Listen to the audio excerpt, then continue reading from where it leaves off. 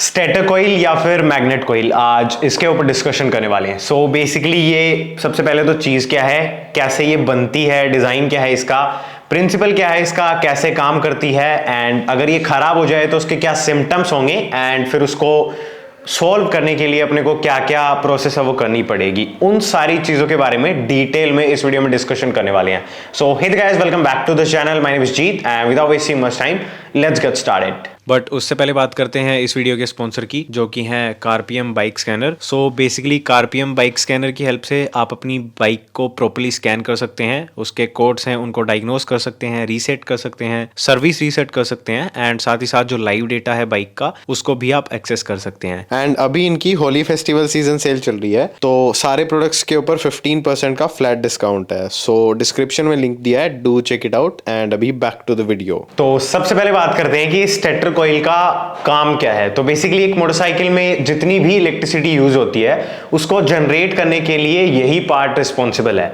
और अब बात करते हैं इसके स्ट्रक्चर की। तो बेसिकली ये मेटल से बना हुआ है एंड उसके ऊपर सबसे पहले इलेक्ट्रिसिटी इंसुलेशन के लिए एक लेयर लगाई गई है, एंड उसके बाद में ये जो कॉपर वायर्स हैं इनकी वाइंडिंग करी गई है। अब ये डिफरेंट हो सकता है, जैसे छोटी कॉइल होती है उसमें आपको खाली 3 कॉइल्स मिलेंगी, वो भी अलग ही शेप की। तो इस टाइप की मैग्नेट कॉइल यूजुअली काफ़ी जो छोटे 90 या 100 सीसी के इंजन होते हैं उनमें देखने को मिलेगा। एंड जैसे जैसे आप इंजन की जो साइज़ है उसको बढ़ाते जाएंगे, इलेक्ट्रिकल कंपोनेंट्स हैं उनको बढ़ाते जाएंगे एक मोटरसाइकिल में, तो फिर कॉइल है वो भी उतनी ही लार्ज है, वो होती जाएगी। तो 2 चीज़ें हमने साइड में कर दी हैं, एक तो ये कि ये कैसे बनी है, दूसरी इसका पर्पस क्या है। अब बात करते हैं कि ये इलेक्ट्रिसिटी जनरेशन कैसे करती है, मतलब करंट जो प्रोड्यूस ये करती है वो कैसे होता है। तो उसके लिए इससे आपको फेमिलियर होना चाहिए। ये बेसिकली एक मोटरसाइकिल का मैग्नेट है जो कि मोटरसाइकिल की जो क्रैंकशाफ्ट है उस पे लगा रहता है। कुछ मोटरसाइकिल में ये ऐसे लगा रहता है एंड कुछ मोटरसाइकिल में ये ऐसे लगा रहता है।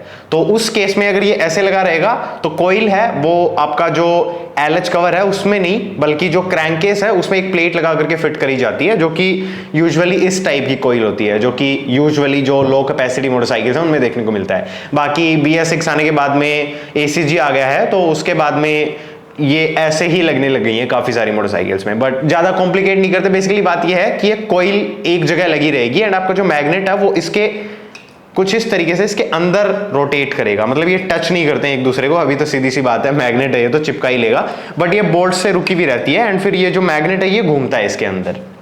वैसे ये मैग्नेट इसका है, तो ये कुछ इस तरीके से लगी रहती है एंड जो कॉइल है वो फिक्स रहती है एलएच कवर पे, एंड उसको आप फिट करते हैं तो वो अंदर कुछ इस तरीके से फिट होती है, बट वो ये दोनों आपस में टच नहीं करते हैं। टच करेंगे तो सीधी सी बात है, समझ जाओ क्या होगा। और होता भी है कुछ बाइक्स में, जब मैग्नेट लूज हो जाता है तो मैग्नेट ही कॉइल को खराब कर देता है, बट अभी के लिए समझ लो। तो बेसिकली होगा क्या, ये रुकी भी रहेगी एंड ये जो मैग्नेट है ये घूमेगा। अब ये जितना तेज घूमेगा उतना ज्यादा यहाँ पर इलेक्ट्रोमैग्नेटिक फील्ड है वो बनेगा। और इलेक्ट्रोमैग्नेटिक फील्ड है, अगर थोड़ा पढ़ा होगा आपने 8th या 10th क्लास में, तो आपको पता होगा कि जहां पर इलेक्ट्रोमैग्नेटिक फील्ड बनता है वहां पर इलेक्ट्रिसिटी जनरेट होती है। तो यहां पर क्या हो रहा है, काइनेटिक एनर्जी को हम इलेक्ट्रिक एनर्जी में कन्वर्ट कर रहे हैं। तो इस तरीके से इलेक्ट्रिसिटी जनरेट होती है। बेसिकली इसके मोशन से यहां पर इलेक्ट्रोमैग्नेट फील्ड बनता है एंड उसकी वजह से करंट बनता है, एंड वो जो करंट बनता है वो AC करंट होता है, मतलब अल्टरनेटिव करंट। एंड AC को DC में कैसे करा जाता है पूरी बाइक में यूज करने के लिए, वो काम एक अलग पार्ट करता है। कमेंट में आप बताओ वो क्या पार्ट है, एंड अगर उसके बारे में भी आपको सेम टाइप की वीडियो चाहिए, डिटेल में एनालिसिस टाइप, तो बता देना, वो भी बना देंगे। बट अभी के लिए जो अपनी मैग्नेट कॉइल है उस पर वापस आते हैं। तो बेसिकली हमने 3 चीजें सॉर्ट कर ली हैं, क्या चीज है, कैसे काम करती है, कैसे बनी हुई होती है। अब बात करते हैं कि ये खराब हो जाए तो उसको कैसे चेक करना है। तो उसके लिए इन दोनों कॉइल्स का मैं यूज करके आपको थोड़ा सा एक डेमोन्स्ट्रेशन टाइप देना चाहता हूं। पहले ऑन टेबल दिखा देता हूं जब ये पार्ट्स बाहर निकले हुए हैं, उसके बाद में अब सीधी सी बात है, आप सबसे पहले इसको बाहर तो निकालोगे नहीं चेक करने के लिए, तो बाइक में लगे हुए इसको कैसे चेक कर सकते हैं, बाद में उसकी तरफ भी मूव ऑन करेंगे। तो अभी इसका ऑन टेबल डेमोन्स्ट्रेशन देख लो। तो ऑन टेबल आपको इंस्पेक्ट करने के लिए एक मल्टीमीटर है उसकी जरूरत पड़ेगी। वैसे ये बहुत सारी चीजों में काम आता है एंड 150 से 250 रुपीज के बीच में ये मिल भी जाता है।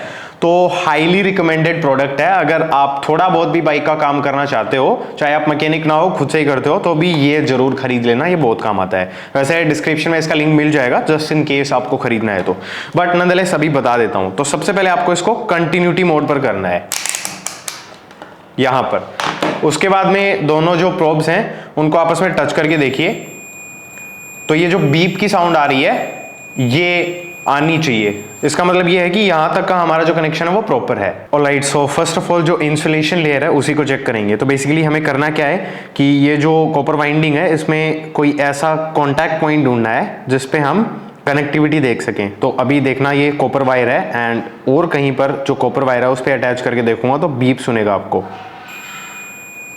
तो मतलब हमने एक गुड कनेक्टिविटी पॉइंट ढूंढ लिया है। अभी ये करना जरूरी क्यों है? बिकॉज सी, या तो ये जो कॉपर वाइंडिंग है इसके ऊपर पहले से लेयर आती है, या फिर ये बाइक में चलता है ना तब ऑयल की एक फिल्म बन जाती है इसके ऊपर, जिसकी वजह से इसमें कनेक्टिविटी आपको नहीं देखने को मिलेगी। तो जहां पर थोड़ी सी ये लेयर है ये उतरी हुई है, जैसे यहां पर है, तो इस पर आपको टच करना है एंड सेम ऐसी एक और लेयर देखो एंड फिर कंटिन्यूटी चेक करो।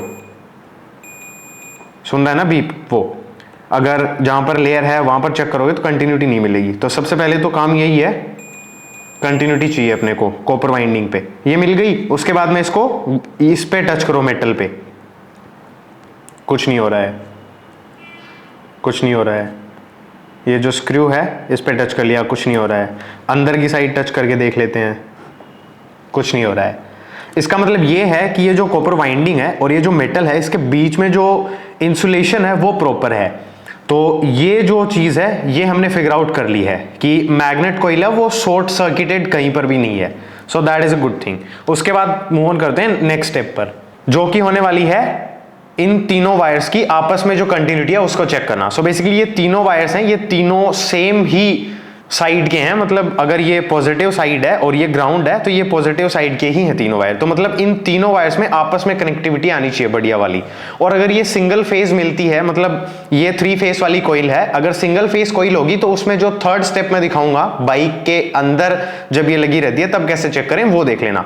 बट अगर 3 फेज है, जो कि काफी आजकल मोटरसाइकिल्स में आने लग गया है, तो उसमें आपको आपस में इनकी कंटिन्यूटी चेक करनी है। तो फॉर एग्जाम्पल मान लेते हैं ये ए है, ये बी है, ये सी है। तो सबसे पहले एक पॉइंटर को ए में लगाएंगे, फिर बी से टच करके देखेंगे कि बीप सुनता है क्या, तो ये सही है। उसके बाद ए टू बी हो गया, बी टू सी चेक करते हैं। तो ये बी पर कर दिया, सी पर लगाया, इसमें भी आप सुन सकते हैं। एंड अभी ए टू सी चेक कर लेते हैं। तो ए पर लगा दिया एंड ये सी पर हो गया। तो इसका मतलब ये जो दोनों टेस्ट हैं ये इसने पास करे हैं। लेकिन अगर मान लीजिए मैग्नेट कॉइल है वो खराब होगी तो क्या होगा? तो बेसिकली ये होगा कि यहां पर आप जब टच करेंगे और फिर इसको मेटल से टच करेंगे तो आपको एक बीप की साउंड सुनेगी। वैसे ये मैग्नेट कॉइल है उसमें यही वाली जो इंसुलेशन है वो खराब थी। अब दिखा देता हूं। तो फॉर एग्जांपल ये जो कॉपर वाइंडिंग है ये एक बार इमेजिन कर लो कि इस पे भी थी एंड अंदर एक लेयर आती है जो कि आप देख सकते हैं ये उतर रही है, ये देख लो। तो ये वो लेयर आती है। तो ये लेयर डैमेज होने के बाद क्या होगा? आप जैसे ही कॉपर वाइंडिंग के ऊपर टच करेंगे और फिर मेटल से टच करेंगे तो आपको ये साउंड आएगी। इसका मतलब ये है कि जो इंसुलेशन लेयर है वो चली गई है एंड कॉपर का जो वायर्स का जो कनेक्शन है वो डायरेक्ट मेटल के साथ हो रहा है और ये जो मैग्नेट कॉइल है ये जा चुकी है, इसने अपना काम कर दिया है। तो दैट अपार्ट। अब चलो ठीक है, हमने ये देख लिया कि शॉर्ट सर्किट नहीं है, हमने ये देख लिया कि अगर 3 फेस है तो उसके तीनों जो कनेक्शंस हैं वो आपस में प्रॉपरली कनेक्टेड हैं एंड इसका जो सर्किट है वो एकदम सही है। अब इसको बाइक में लगे हुए आप कैसे चेक कर सकते हैं वो बता देता हूं। एंड उसमें जो थर्ड सबसे मोस्ट इंपॉर्टेंट चीज है कि ये एक्चुअली में करंट बना भी रही है या नहीं, वो भी चेक हो जाएगा। So let's go to that. तो जो थर्ड टेस्ट है उसमें हम ये चेक करने वाले हैं कि जो मैग्नेट कॉइल है, जो स्टेटर कॉइल है, उसमें एक्चुअली में करंट बन रहा है या नहीं। तो उसको चेक करने के लिए हमें जो इंजन है उसको स्टार्ट रखना है एंड बिकॉज ये एसी करंट जनरेट करता है, हमें ये पता है कि stator coil alternative current generate करती है। तो मल्टीमीटर में हम ये वाला जो मार्क है ये बेसिकली एसी करंट का मार्क है, तो हम अल्टरनेटिव करंट का वोल्टेज चेक करेंगे। तो उसके लिए इसको मैंने 200 पर कर दिया है बिकॉज इससे नीचे का नंबर है नहीं एंड ये वैसे भी 50 के समथिंग तो चला ही जाएगा जब हम रेव करेंगे तो इसलिए इसको 200 पर सेट कर दिया है। एंड अभी सबसे पहले हमें जो वायर है वो फाइंड आउट करनी पड़ेगी कि जो कौन सी वायर है जिसमें से करंट फ्लो हो रहा है। तो सिंगल फेज में ये जो अलग आपको वायर दिख रही है, ये बेसिकली न्यूट्रल पोजीशन सेंसर की वायर है। एंड ये जो सॉकेट है, इसमें आपको जो क्रैंक पोजीशन सेंसर है उसकी वायर भी मिलेगी, एंड उसके अलावा आपकी जो स्टेटर कॉइल है उसकी वायर मिलेगी। तो या तो आपको कंफर्म होना चाहिए कि कौन सी वायर है, या फिर आप बारी बारी से कुछ इस तरीके से चेक करके भी देख सकते हैं कि बेसिकली आपने एक प्रोब है वो एक वायर में लगा दिया एंड दूसरे वाले को ग्राउंड से टच कर दिया। तो इसमें आप देख सकते हैं कि रीडिंग है वो 0 आ रही है। उसके बाद दूसरे में ट्राई करते हैं। अभी इसमें आप देख सकते हैं 13.8, 13.5 ऐसे जो रीडिंग है वो आ रही है। एंड जैसे ही अभी मैं इसके आरपीएम इंक्रीज करता हूं, उसके बाद देखना ये रीडिंग है ये कैसे चेंज होगी। So just give me a moment. Alright, so अभी आप देख सकते हैं 13.8, 13.9 जो आइडल आरपीएम है उस पर 13 से 14 के बीच में जो करंट है वो जनरेट हो रहा है। एंड जैसे ही मैं थ्रोटल बढ़ाऊंगा तो आप देखना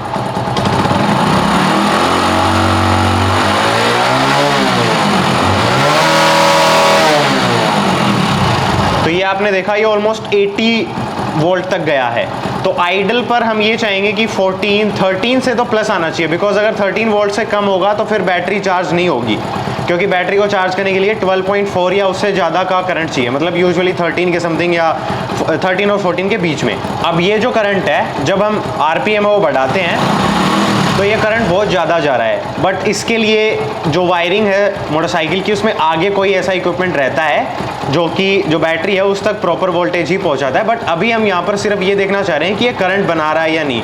तो इस केस में आप देख सकते हैं कि 13 वोल्टेज के समथिंग इसमें जो करंट है वो अभी आ रहा है आइडल पर, और जैसे ही हम इसको बढ़ाते हैं तो इसमें जो करंट है वो बढ़ रहा है। दैट मीन्स कि हमारी इस बाइक की जो स्टेटर कॉइल है वो परफेक्टली ऑल राइट है।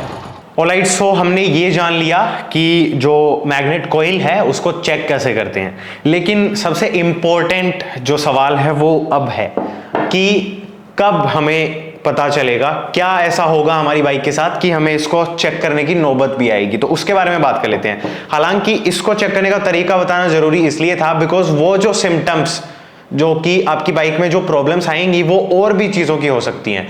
तो इसको जब चेक करने की बारी आए तो ये सही है या नहीं वो आप कैसे पता कर सकते हैं वो मैंने बता दिया। तो अब बात कर लेते हैं सिम्टम्स की। तो सबसे पहला सिम्टम तो ये हो सकता है कि किसी दिन आप अपनी बाइक की जो चाबी है उसको ऑन करें एंड उसमें बैटरी ही एकदम डेड मिले आपको। तो उस केस में सबसे पहले बैटरी हो जाएगी एंड उसके बाद में और भी सारी चीज़ें होती हैं। बट हाँ, अगर आपकी बैटरी चार्ज नहीं होगी तो उसके लिए कहीं ना कहीं ये रिस्पॉन्सिबल हो सकता है। उसके अलावा अगर लेट से आपकी बाइक नॉर्मल बाइक है, जैसे 100 सीसी तक की मोटरसाइकिल्स आती हैं, उनमें बैटरी के बिना भी, खैर अब वाली तो नहीं होती है बट पहले वाली ज्यादातर बाइक्स हैं कार्बोरेटर वाली, वो बिना बैटरी के भी स्टार्ट हो जाती थी। तो उस केस में आपको इसकी जरूरत कब पड़ेगी या इसको चेक कब करना पड़ेगा, वो तब जब या तो आपकी बाइक स्टार्ट ना हो या फिर आपकी बाइक की बैटरी चार्ज है, बाइक स्टार्ट हो रही है, थोड़ी चलती है एंड जैसे ही आपकी बाइक की बैटरी डिस्चार्ज हो जाती है तब वो बंद हो जाती है एंड उसके बाद आप उसको धक्के से स्टार्ट करने की कोशिश करते हैं तो वो नहीं होती है। लेकिन आप जैसे ही बैटरी चार्ज करवा लेते हैं तो वो फिर से थोड़ी चलने लग जाती है। उस केस में भी ये रिस्पॉन्सिबल हो सकती है। उसके अलावा आपकी मोटरसाइकिल की अगर लाइट है, वो जब आप इंजन के आरपीएम कम या ज्यादा करते हैं तो जो आपकी हेडलाइट है वो फ्लक्चुएट करती है। मतलब आपकी जो हेडलाइट है वो डिम या ब्राइट होती है अगर आप आरपीएम बढ़ाते या कम करते हैं। तो उसका मतलब ये है कि आपकी जो लाइट है वो एसी जो करंट सप्लाई है उससे चल रही है, विच मीन्स डायरेक्टली ये जो चीज है, मतलब इसके आगे भी एक पार्ट रहता है बट बात यह है कि अल्टरनेटिव करंट से आपकी बाइक की जो हेडलाइट है वो चल रही है। मतलब ये करंट नहीं बनाएगी तो आपकी बाइक की हेडलाइट नहीं चलेगी, और अगर ये करंट कम बनाएगी तो आपकी बाइक की जो हेडलाइट है वो डिम जलेगी आरपीएम बढ़ाने के बाद भी। उस केस में आप इसको चेक कर सकते हैं। उसके अलावा सबसे बड़ी चीज ये है कि आपकी बाइक का जो स्पार्क प्लग है वो करंट जहां से उसको मिलता है उसके लिए भी ये रिस्पॉन्सिबल है। तो बेसिकली आपकी बाइक स्टार्ट ना हो या फिर थोड़ी दूर चलने के बाद में बंद हो जाए, आपको फिर से बैटरी चार्ज करके उसको चलाना पड़े थोड़ा, तब समझ लेना। एंड उसके अलावा अगर आपकी बाइक की जो लाइट है वो डिम हो रही है या फिर हॉर्न वगैरह नहीं चल रहे हैं, बैटरी आपकी जल्दी डिस्चार्ज हो जाती है या आपकी बैटरी आपको हर साल चेंज करनी पड़ जाती है, तो इन सारी केसेस में ये जो है स्टेटर कॉइल ये रिस्पॉन्सिबल हो सकती है। अब वो आपको कंफर्म कैसे करना है उसका तरीका मैंने बता दिया है। उसके अलावा जो बैटरी की प्रॉब्लम है या फिर मोटरसाइकिल में और कोई भी करंट रिलेटेड प्रॉब्लम है तो उसमें 2-3 चीजें और भी रिस्पॉन्सिबल रहती हैं इसके अलावा। उनके बारे में अगर आप कमेंट में बोलेंगे तो मैं फ्यूचर में वीडियो बना दूंगा, लेकिन मेरे ख्याल से स्टेटर कॉइल है उसका जो कंफ्यूजन है वो आप लोगों के लिए दूर हो गया होगा। अगर अभी भी कुछ रह गया है, मैंने इस वीडियो में मिस आउट कर दिया है, तो प्लीज कमेंट में बता दीजिएगा। अगर कुछ इंपॉर्टेंट चीज रह गई होगी तो उसको फ्यूचर में कभी किसी और दिन वीडियो में कवर कर लेंगे। So that's about this video guys. I hope मैंने मेरी पूरी कोशिश करी है आप लोगों को एक स्टेटर कॉइल का जो फंक्शन होता है और उसकी जो डायग्नोसिस की प्रोसेस होती है उसके बारे में बताने की। आई होप इससे आपको कहीं ना कुछ तो सीखने को मिला ही होगा। एंड अगर आप ऑटोमोटिव जो चीज़ें हैं उनमें इंटरेस्ट रखते हैं तो शायद ये इंटरटेनिंग भी रही होगी समहाउ। सो बस इस वाली वीडियो के लिए इतना ही था। फिर मिलेंगे कब किसी और वीडियो में, तब तक के लिए बाय बाय। एंड अगर कंटेंट पसंद आ रहा है तो लाइक कर सकते हो, और अगर चैनल चाहिए आपको और कंटेंट चाहिए ऐसा चैनल पे तो सब्सक्राइब कर सकते हो। Bye bye.